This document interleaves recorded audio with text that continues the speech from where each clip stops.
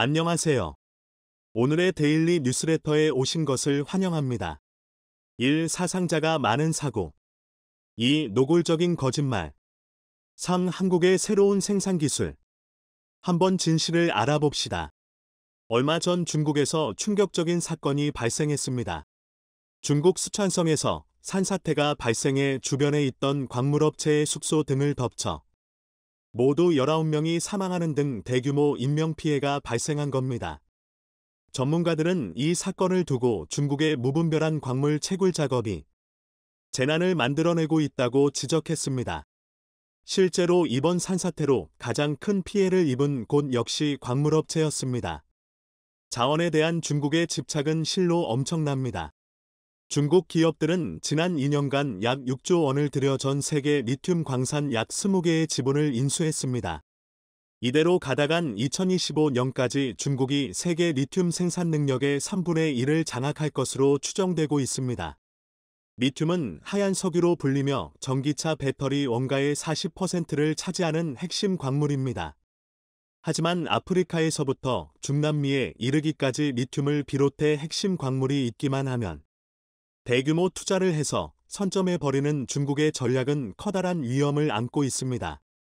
중국이 투자한 국가들이 대부분 말리, 나이지리아, 볼리비아 등 국가의 통제권을 벗어난 테러나 전쟁에 위험이 있는 나라들입니다. 자칫 중국이 들어주고 있는 광물 채굴에 예기치 못한 상황이 벌어지면 전 세계 핵심 광물 공급망에 심각한 타격을 줄 수 있기 때문입니다. 아울러 리튬 가격이 급락하면 리튬 가격이 비쌀 때 광산에 대거 투자한 중국 기업들은 재무 위험에 노출될 수도 있습니다. 실제로 리튬 가격은 중국의 전기차 수요 증가 등에 힘입어 최근 2년 새 500% 넘게 올랐다가 올해 들어선 고점 대비 절반 이하로 떨어진 상태입니다. 중국이 이처럼 특히 리튬 이란 광물에 매달리는 이유는 우후죽순 생겨난 중국 전기차 기업들 때문입니다. 하지만 한때 잘 나가던 전기차 기업들은 이제 중국 안에서조차 골칫덩어리로 전락하고 말았습니다. 최근 중국 전기차 시장의 경쟁이 과열되면서 현지 전기차 기업들이 졸졸이 문을 닫고 있습니다. 전기차 공장 하나가 문을 닫을 때마다 그 지역 경제가 휘청이는 것은 말할 것도 없습니다. 2018년 중국 자동차 기업은 478곳에 달했지만 지금 살아남은 업체는 100여 곳밖에 되지 않습니다. 불과 5년 만에 300곳 이상이 사라지거나 시장에서 철수한 것인데요. 중국 정부의 지원을 잊고 성장한 중국 기업들은 호황기에 폭발적으로 생겨났다가 경기가 조금만 주춤해져도 줄파산으로 사라지는 일이 비일비재합니다. 이런 상황에서 한국은 중국의 리튬 장악 프로젝트를 완전히 무용지물로 만들어 버렸습니다. 한국과학기술연구원, 키스트, 에너지저장연구센터 이민아 박사팀이 리튬이온 전지를 대체할 마그네슘 2차 전지를 개발한 겁니다. 이 전지는 일반 2차 전지에 쓰이는 전해질을 사용할 수 있으며 지금까지 연구됐던 마그네슘 전지보다 충전할 때 필요한 전기를 10분의 1가량 줄일 수 있습니다. 뿐만 아니라 990회 이상 충전과 방전을 거듭해도 안정적으로 작동합니다. 연구팀은 한국은 값비싼 리튬을 전량 수입에 의존하고 있지만 마그네슘은 국내 매장량이 많아 소재 단계부터 연구개발을 하고 있다고 밝혔습니다. 마그네슘은 리튬보다 에너지 저장 용량이 1.9배 높지만 지금까지 효율적인 충방전이 어려웠습니다. 하지만 연구진은 마그네슘 금속을 음극으로 사용해 고효율로 충방전 반응을 유도하는 기술을 개발한 것인데요. 이 기술을 적용해 테스트한 결과 리튬이온 전지에 들어가는 것과 유사한 전해질 TFSI를 사용해도 충방전 때 과전압이 0.2V 미만으로 과전압을 10분의 1로 줄였습니다. 즉 충전할 때 전기를 더 적게 사용할 수 있다는 겁니다. 또 지금까지 연구됐던 마그네슘 전지의 쿨롱 효율이 10% 미만이었던 반면 이번 연구진이 개발한 전지는 99.5%까지 향상됐습니다. 이번 연구 결과는 에너지 저장 시스템 ESS에 적합한 일반 전해질 기반의 저비용, 고에너지 밀도 마그네슘 2차 전지의 상용화 가능성을 높일 것이라고 보고 한국 연구팀은 이번 연구 결과를 나노 소재 분야 국제학술지 ACS 나노, 네노 최신호에 발표했습니다. 뿐만 아니라 한국은 캐나다 최대 광물 기업과 계약을 맺으며 에너지 다원화를 통해 중국 의존도에서 탈피했습니다. 이국의 인플레이션 감축법 시행으로 북미 지역에서 2차 전지 등에 쓰이는 핵심 소재 공급이 매우 중요해진 지금 한국은 중국에 대한 의존도를 탈피하면서 미국 인플레이션 감축법의 제재를 피하기 위해 캐나다 최대 광물 생산지 브리티시 컬럼비아주와 손을 잡았습니다. 캐나다에는 리튬 53만 티, 니켈 280만 티, 코발트 22만 티, 히토류 83만 티 등이 내장되어 있는 것으로 알려졌는데요. 이 광물들은 주로 퀘벡주, 브리티시 컬럼비아주 등에 집중돼 있고 이들 지역에서 캐나다 총 광물 생산량의 4분의 30이 생산되고 있습니다. 한국은 이번 브리티시 컬럼비아주와의 협약에 따라 핵심 광물의 탐사, 채굴, 가공, 제조, 재활용 등 모든 주기에 걸쳐 협력하기로 했는데요. 이렇게 되면 한국은 안정적으로 핵심 광물을 공급받게 되고 수급 중단 또는 가격 급등과 같은 시장 리스크 발생 가능성이 현저히 줄어들게 됩니다. 지금까지 배터리 핵심 광물, 리튬, 히토류, 흑연 등의 80%를 중국에 의존하며 중국 의존도가 심했지만 한국 기업들은 최근 빠르게 캐나다, 호주, 미국 등과 손을 잡으며 탈중국화에 나서고 있습니다. H에너지솔루션은 2025년부터 6년간 미국 컴파스 미네랄이 생산하는 탄산리튬의 40%를 공급받기로 계약했고 SK온은 미국 웨스트워터 리소스와 배터리 음극재 공동개발 협약을 맺었습니다. 포스코 인터내셔널 역시 호주계 광업회사 블랙록 마이닝의 자회사 파로 그라파이트와 2차전지 배터리용 천연흑연 장기 공급 계약을 맺었습니다. 그리고 이제 한국 기업들은 한국 기업들끼리도 본격적인 협업에 들어가기 시작했습니다. 현대차와 삼성이 미래차 동맹을 맺은 건데요. 현대차는 최근 진행한 제네시스 디스플레이 입찰에서 삼성 디스플레이를 최종 공급사로 선정했습니다. 현대를 대표하는 차량에 삼성의 디스플레이가 적용되는 건 지금까지 없었던 일이기 때문에 업계가 주목하고 있습니다. 현대차는 앞선 2021년 아이오닉 5에 삼성 OLED를 적용한 바 있지만 그건 사이드미러 모니터용이었습니다. 사실 두 그룹은 1990년대 후반 삼성이 완성차 사업에 진출한 이래 갈등 관계에 가까웠습니다.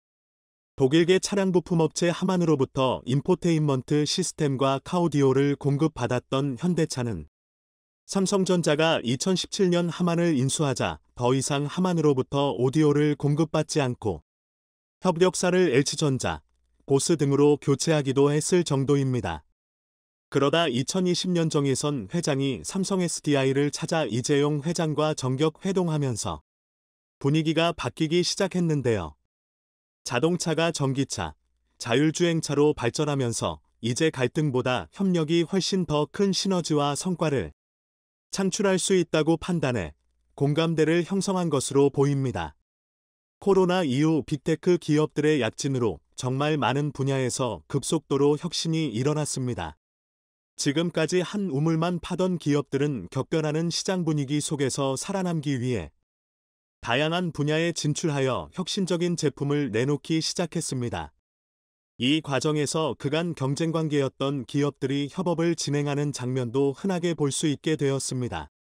반면 중국 전기차 기업들이 내수시장이라는 우물에서 서로를 저격하며 박 터지게 싸우는 동안 한국은 핵심 광물 탈중국화를 비롯해 한국 기업 간 협력까지 강화하고 있습니다. 미래에 어떤 기업이 경쟁력을 갖추고 살아남을지는 뻔해 보이는데요. 전 세계 최고 기업들이 모여있는 미국 실리콘밸리의 스승으로 불리는 매튜 볼은 얼마 전 한국 기업들을 보고 놀라운 발언을 했습니다. 10년 안에 실리콘밸리를 뛰어넘을 기업이 한국에서 나올 것. 매튜 볼은 한국 기업들의 빠른 의사결정과 추진력을 보며 급변하는 환경 속에서도 살아남아 실리콘밸리를 뛰어넘을 수 있다고 분석했는데요. 매튜 볼의 예상은 상당한 의미가 있습니다. 그의 말 한마디가 글로벌 기업들에게 미치는 영향이 엄청나기 때문입니다. 실제로 전 페이스북 현 메타의 CEO 마크 저커버그는 메타버스 기술의 향후 30년의 운명이 걸려 있다는 것을 직감하고 매튜볼을 직접 만나 페이스북의 미래에 대해 이야기 나누고 이듬해 기업명을 메타로 바꿨다고 합니다. 넷플릭스 CEO 리드 헤이스팅스 역시 매튜볼을 두고 미래를 정해 내릴 수 있는 유일한 사람이라고 언급한 바 있습니다.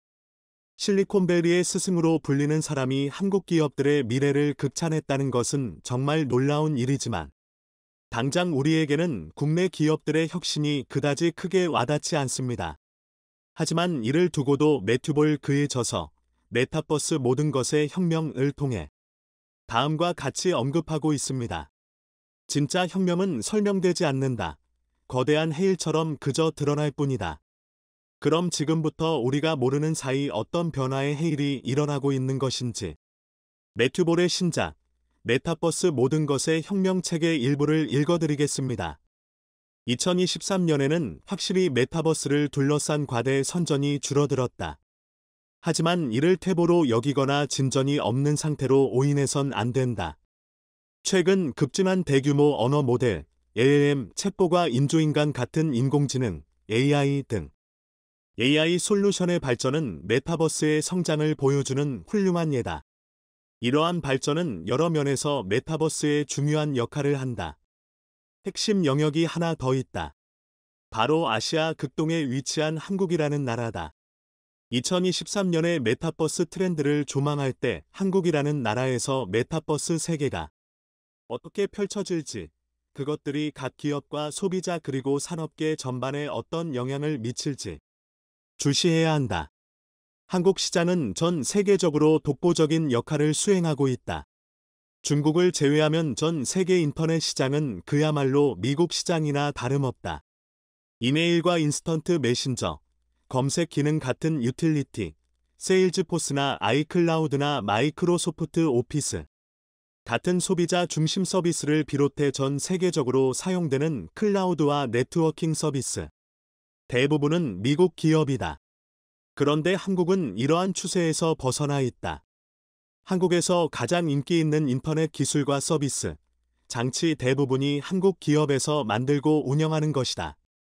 한국은 실시간 서비스 개인과 소설 세계를 선도했고, 대체로 서구권 국가보다 규모가 크고 정교한 제품과 서비스를 내놓아 인기를 끌었다.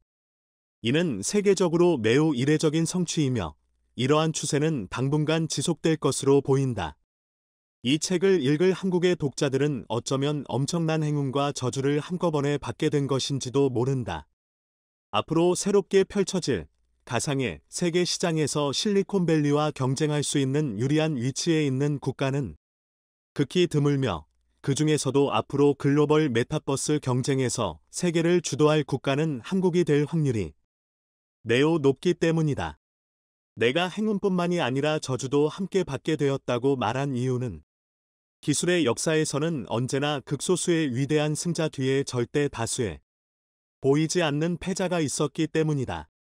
가상의 자산이 현실의 자산을 압도하게 될 때 당신과 당신의 기업은 어디에서 무엇을 하고 있을까? 이 책이 이 질문에 대한 답을 찾는 실마리가 되길 바란다. 잘 들으셨나요? 저자 매튜 볼은 우리가 느끼지 못하는 사이 한국의 엄청난 혁신의 기회가 이미 찾아왔으며 전 세계 IT 시장을 선도해온 한국 기업들은 이 기회를 몽골이 최근 한국에 파격적인 선물을 줄 것이라 발표해 전 세계 외신들의 이목이 집중되고 있습니다. 한국이 몽골에 진출하여 도시 전체를 한국식으로 완전히 뜯어 고쳐버리자. 몽골인들은 우리가 마치 한국에 살고 있는 듯한 착각이 든다 라고 말할 정도로 놀라워했는데요. 도대체 한국이 몽골에서 무슨 일을 벌였길래 이렇게 주요 외신들이 온통 한국과 몽골 이야기만 하며 난리가 났는지. 한국인은 3-4천 년 전 몽골 땅 어디에선가 살다가 남쪽으로 이동해 중국 동북부 지방을 거쳐 현재의 한반도에 정착하여 살게 되었습니다. 그 증거는 몽골 반점이고 또한 언어 면에서 같은 우랄알타이계 언어를 쓰고 있죠. 많은 한국인은 몽골에 와서 남의 나라에 온 것 같지 않다고 이야기합니다. 생김새도 비슷할 뿐만 아니라 몽골어를 들을 때 알아듣지는 못해도 마치 한국어를 듣는 것 같은 신기한 경험을 할 수 있죠. 몽골은 한때 세계에서 가장 강력한 나라였습니다. 13세기 몽골 기마군단의 말발굽 아래 유라시아의 모든 왕국이 초토화됐습니다. 칭기즈칸은 저항하던 서아제국을 아예 지상에서 쓸어버렸습니다. 사라센 세계의 중심이던 호라줌 제국의 도시들도 철저히 파괴했습니다. 그리곤 무슬림 세계의 한국을 세워 직접 통치했습니다. 우크라이나의 키예프가 강력히 저항하자 대도시의 흔적을 아예 없애버리고 킵차크 한국을 세웠습니다. 중국도 마찬가지입니다. 송왕조를 없애고 원나라를 세웠습니다. 그런데 몽골 제국의 30여 년을 끈질기게 저항한 고려는 멸망시키지 않았습니다. 전 세계에서 몽골 제국의 거색에 맞선 데 이어 피정복 뒤에도 왕조를 유지한 유일한 나라가 고려입니다. 13세기 몽골 초원에는 몽골, 나이만, 케레이트, 타타르, 메르키트 등 여러 유목 부족이 말과 양떼를 키우며 살았습니다. 칭기즈칸이 등장하기 전에는 유목민 특유의 약탈 보복의 악순환이 되풀이되는 약육강식의 초원이었습니다. 예를 들어 몽골족이 타타르족을 습격하면 타타르인들은 가축을 내다 버리고 도망갑니다. 몽골 병사는 가축을 약탈하느라 적을 추격하지 않습니다. 얼마 후 힘을 키운 타타르족이 몽골족을 기습하고 똑같은 약탈과 보복이 반복됩니다. 칭기즈칸은 초원에서의 게임 룰을 약탈 전쟁에서 정복 전쟁으로 바꿨습니다. 병사들의 개인적 약탈을 금지하고 도망가는 적을 끝까지 추격해 정복하고 항복한 부족민은 몽골 우르스의 일원으로 받아줬습니다. 물론 전투가 끝난 후 약탈물은 공정하게 나눴습니다. 이렇게 몽골 초원을 정복하고 난 뒤 칭기즈칸이 25년간 정복한 땅은 로마 제국이 400년간 정복한 땅보다 넓었습니다. 몽골 기마군단의 압도적 힘은 놀라운 기동성입니다. 몽골 병사들은 평균 너댓 마리의 말을 끌고 전쟁에 나갑니다. 2에서 3일 정도는 말을 갈아타며 계속 달립니다.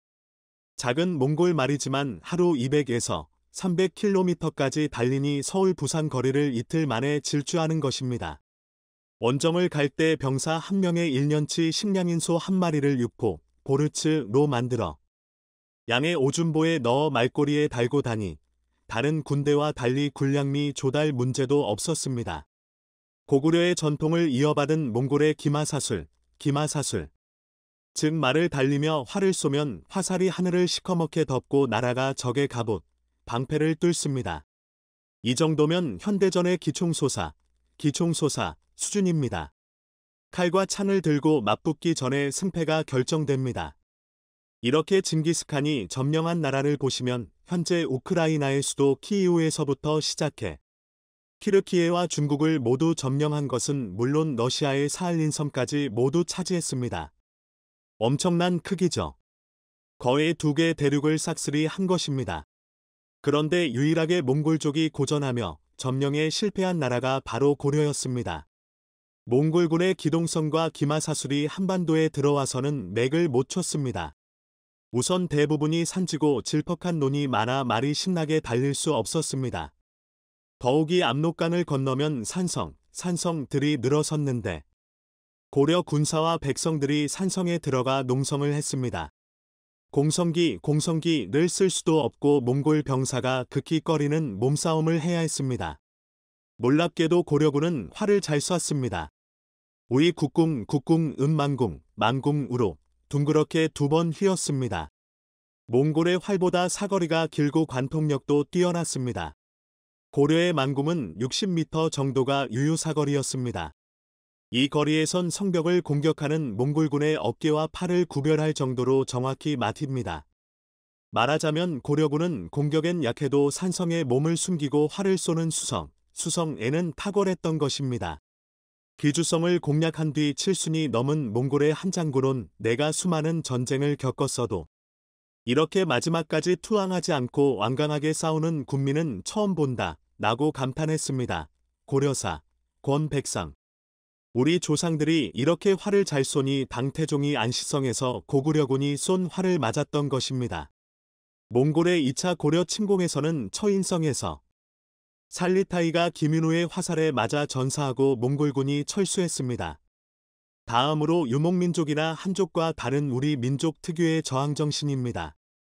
양과 말을 몰며 초지를 떠도는 유목민족은 강한 자가 나타나면 그 아래에 복속합니다. 한족도 외적과는 싸우지만 일단 패하고 나면 순종합니다.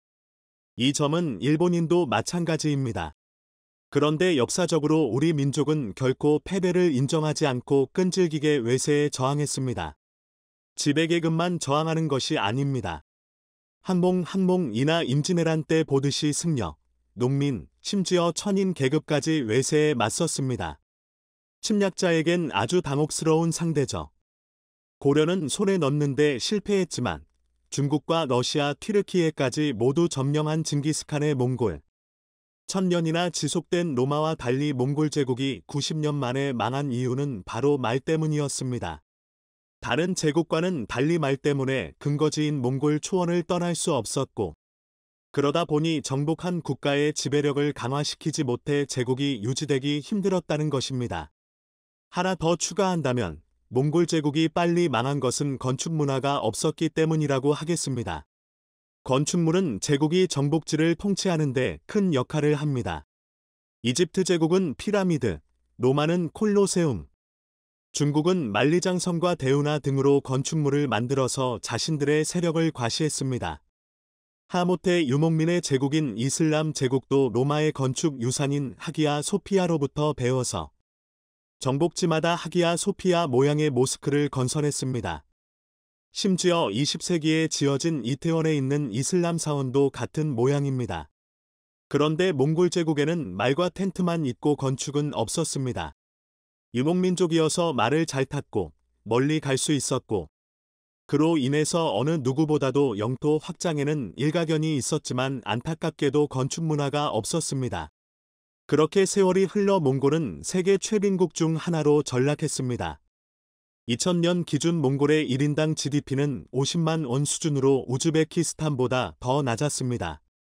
몽골의 국토 면적은 156만 km로 한국의 무려 15배가 넘습니다. 한국보다 비교할 수 없을 정도로 자원도 풍부한데 왜 이렇게 됐을까요? 몽골은 땅은 크지만 국토의 무려 80%가 사막입니다. 21세기부터 본격적으로 시작된 기후변화로 몽골의 사막화는 점점 더 빠르게 진행되고 있습니다. 메마른 땅 위에서 가축을 키우지조차 못하게 된 몽골인들. 이렇게 험난한 환경 탓에 몽골의 인구수는 고작 335만 명.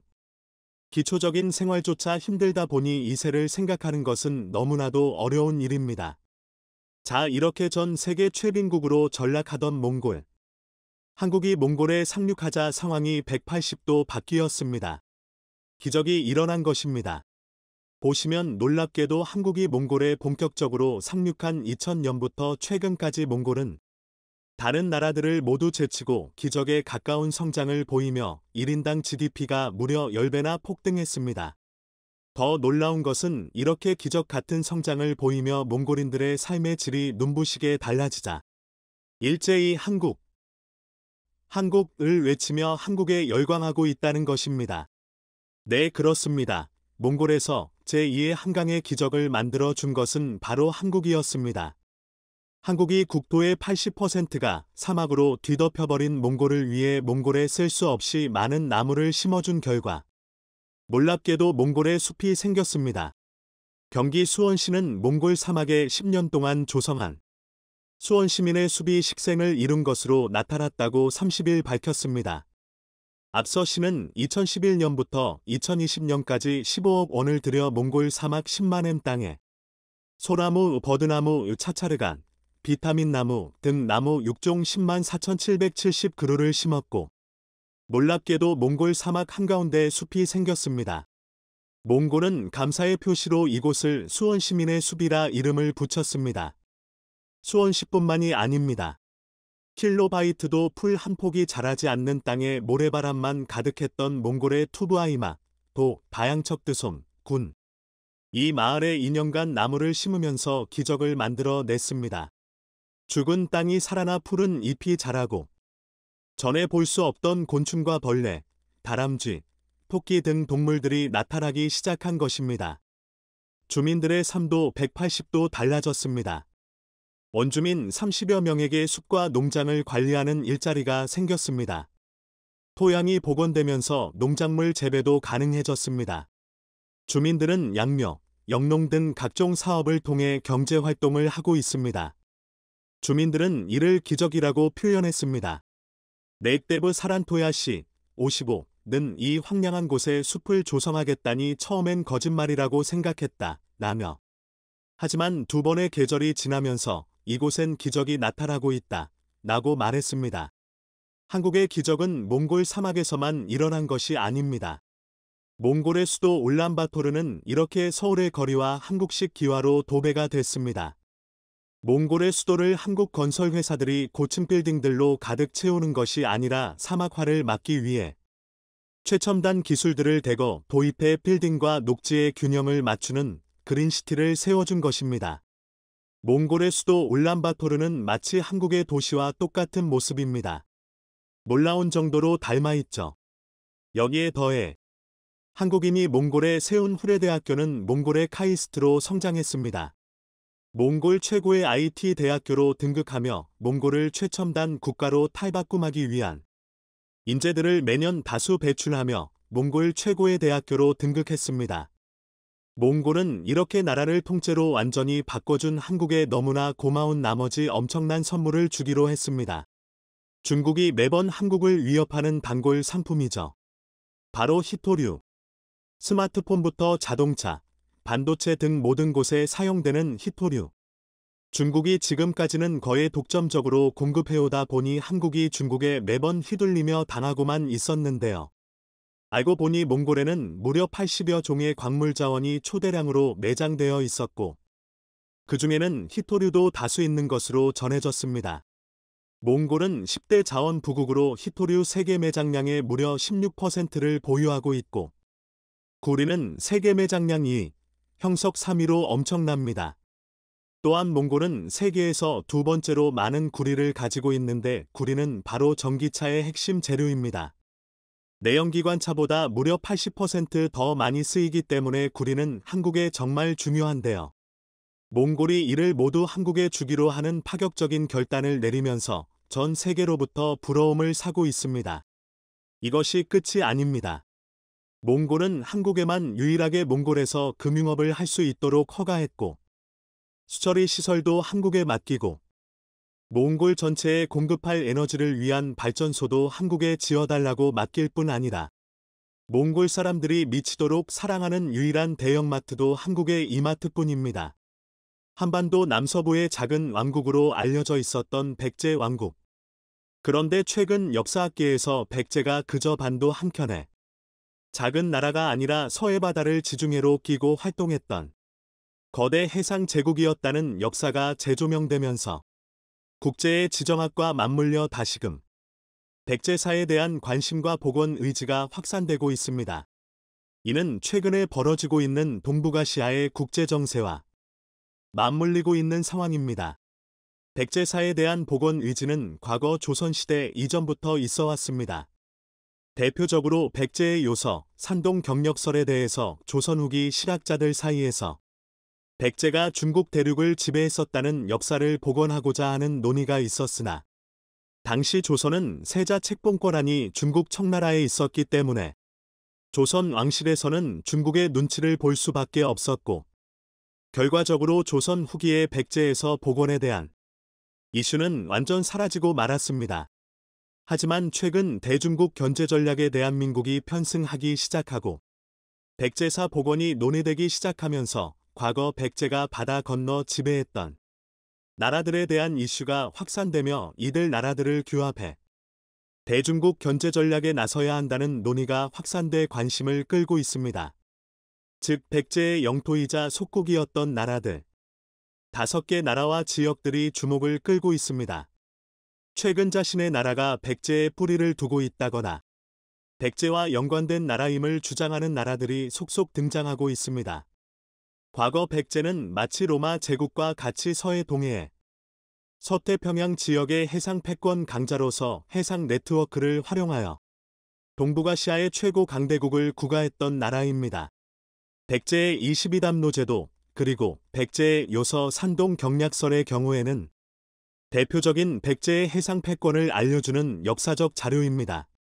그렇다면 지금까지 백제의 흔적이 남아있는 나라들 베스트 5를 살펴봅니다. 5위 대만 담무라.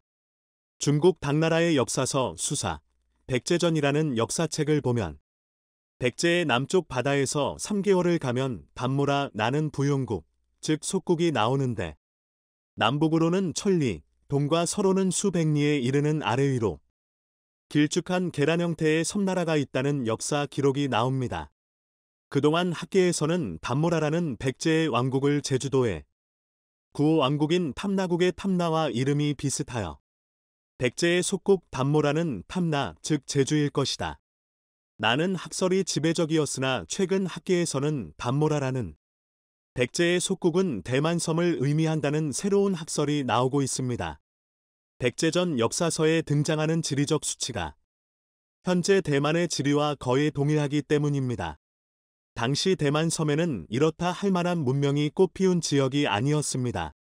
대항해 시대 이후 17세기 초 스페인과 네덜란드가 대만을 점령하기 이전의 대만섬의 역사는 딱히 기록된 것이 없는 상황입니다. 최근 대만에서는 현재 2천만 명의 대만 주민들의 뿌리를 더 이상 중국 대륙에 두려하고 있지 않습니다. 대만의 뿌리를 섬의 원주민의 뿌리를 두고 자신들을 인도태평양의 한 민족, 오스트랄로이드 폴리네시아 계통의 민족적 정체성을 두려는 시도가 이뤄지고 있는 가운데 백제와 대만섬 간의 역사가 알려지기 시작하면서 양국 역사학계의 새로운 탐구거리로 부상하고 있습니다. 4위 중국 절강성. 대만섬 맞은편의 저장성, 절강성에도 백제의 옛 영토가 있었습니다. 세계 최대의 항만 도시인 닝보와 저우산 상하이를 품고 있는 절강성은 과거 백제의 영토로 유명합니다. 바로 대만의 지도자이자 의 국부인 장제스가 한국 임시정부의 수반이자 교육자였던 김규식에게 직접 과거 절강섬은 옛 백제의 영토였다고 언급한 일화가 있습니다. 현재 위키피디아 백과사전 등 주요 역사 자료에서도 서서히 저장성, 절강성이 옛 백제의 영토였다는 문구를 삽입하기 시작하고 있는 상황이며 한국 국사책보다 해외에서 더 빠르게 인식이 확산되고 있습니다. 백제의 건축 미학의 핵심 중에서는 충남 공주의 무령왕릉에서 나타나는 굴식돌박 무덤이 있는데 이 백제식 굴식돌박 무덤 양식이 중국 저장성 난징에서 발견되는 무덤의 양식과 흡사하여 우리 학계에서는 백제의 무덤 양식이 중국으로부터 전래되어 왔다는 해석을 내놓고 있었으나 실제로는 백제의 영토가 중국 저장성 일대였던 것입니다.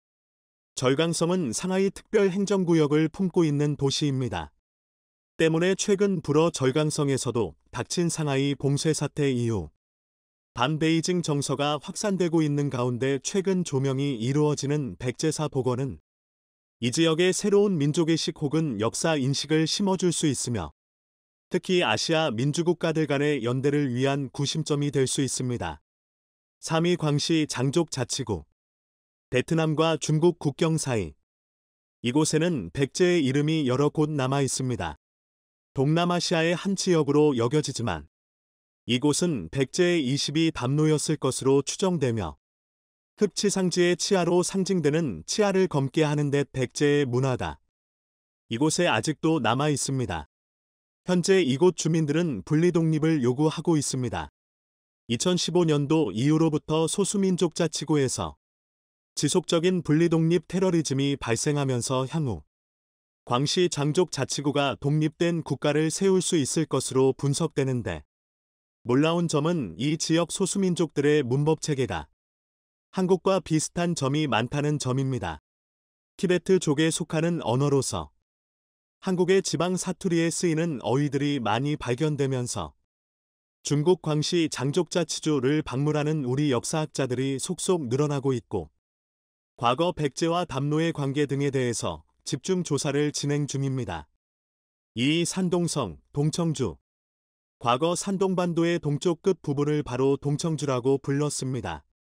백제가 산동반도를 지배했던 역사는 한국사의 기록과 중국사의 기록이 교차 검증을 통해 확실하게 검증을 할 수 있어 우리 국사교과서에서도 산둥성의 백제 역사에 대해서 서술하고 있습니다.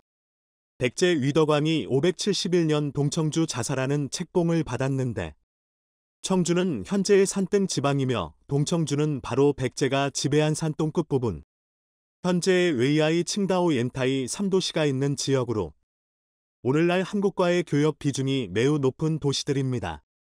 이 지역은 과거 고구려의 장군 이정기가 세운 제나라, 그리고 과거 고조선의 세력 범위로 인식되는 한반도와 친척 관계에 있는 지역입니다. 오늘날 많은 중국인들은 칭다오, 옌타이 웨이하이의 풍경을 두고 너무 아름다워 사나이 풍경이 한국과 같다는 말을 자주 하곤 합니다. 실제 이 지역은 탈루단 층대의 영향으로 중국 대륙과는 다른 지질 환경을 가지고 있고 한반도와 유사한 지질 환경을 갖고 있습니다. 과거 백제는 산동과 요서지방을 경략함으로 인해서 중국 대륙 내부의 제국 세력을 견제하여 지정학적 안정을 꾀할 수 있었습니다. 산동반도를 장악하게 되면 중국 대륙 내부 세력이 감히 바다를 건너 한반도 백제 수도가 있는 일회성을 쉽게 공략할 수 없었기 때문입니다. 이와 같은 지정학적 상황은 오늘날도 유사한데 산동반도가 만약 자유민주주의 지역이 된다면 한반도의 지정학적 안정성은 매우 높아질 것으로 보입니다. 1위 일본열도 백제와 외는 원래 동맹 관계이자 우호 관계였습니다. 현재의 일왕가에서도 서서히 백제의 뿌리에 대해서 인정을 하고 있고 한국의 백제왕릉에 비공식적으로 참배를 하는 등 극우 정계의 반대와 압력에도 불구하고 일본 왕실에서는 백제와의 혈통적 인연을 통해 한일 평화의 관계를 만들려 노력하고 있습니다. 놀라운 점은 우리 역사 중 백제사의 많은 부분이 일본 왕실 소장의 보물창고인 정창원의 상당 분량이 소장돼 있을 것이라는 분석은 큰 충격을 주고 있습니다. 우리가 잘 이해하지 못하는 삼국시대의 실제 범역 특히 22담로를 통해 동아시아 해안도시를 광범위하게 지배했던 백제의 정확한 영역에 대해서만큼은 많은 백제 유민이 건너갔던 일본의 많은 역사적 기록이 있는 상황입니다. 실제 과거 제2차 세계대전 당시 대동아 공영권을 완성하기 위해 일본 당국은 22담로의 백제사를 적극 활용하려 했으며 심지어 한성 백제가 자리 잡고 있던 한강, 이남의 일본의 수도를 천도할 계획까지 한 바 있습니다. 현재까지도 많은 일본의 귀족 가문들은 백제의 혈통이 많은 상황이며 메이지 유신 이후 그 신분을 감춰왔지만 최근 일본에서 한류에 대한 이미지가 좋아지기 시작하면서 거꾸로 백제의 뿌리인 것을 공개하는 일이 생기며 일본 사회에 큰 충격을 주고 있습니다. 가장 쇼킹한 관계는 바로 천황가가 바로 백제의 뿌리와 닿아 있다는 일본 왕의 발언이었으며 일본 왕가의 백제 왕릉 참배 소식은 일본 내에서도 공공연한 비밀로 여겨져 왔으나 최근에서는 오히려 그러한 한반도와의 인연이 긍정적에게 바뀌어 나아가는 추세입니다. 지금까지 5위부터 1위까지 백제의 옛 영토에 자리 잡은 나라들과 지역을 모두 살펴보았습니다. 최근 들어 동북아시아의 지정학이 요동치기 시작하면서 중국과는 구별된 국제적 연대를 마련하기 위한 역사적 복원과 재조명이 이루어지고 있습니다. 과연 잊혀진 우리 역사들을 되찾으며 어떠한 새로운 비전을 찾아나갈 수 있을까요? 아이고야. 저는 백제가 아주 조그마한 나라인 줄 알았거든요. 근데 그게 아니라 로마 제국보다도 훨씬 나라였나 보네요. 백제사의 국제적 학술 연구를 확대해 나가면서 동아시아의 화합과 평화를 이끌어냈으면 좋겠네요.